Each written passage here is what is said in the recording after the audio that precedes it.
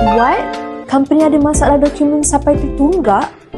That's okay, saya ada good news. SSM memperkenalkan klinik pematuhan dan kempen pemulihan dokumen statutory khas untuk syarikat yang ada masalah tentang penghantaran dokumen. Program ini berlangsung dari 16 April hingga 30 September 2026.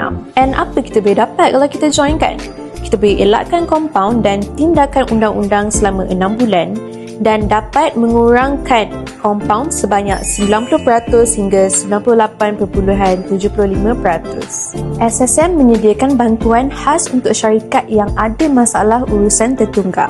Tempoh 3 bulan diberikan kepada syarikat untuk mengemukakan dokumen tahunan yang berkaitan dan tempoh 6 bulan juga turut diberikan bagi pengemukaan penyata kewangan syarikat dan seterusnya tempoh 3 bulan turut diberikan kepada syarikat yang tidak lagi aktif untuk melengkapkan proses penutupan syarikat secara rasmi.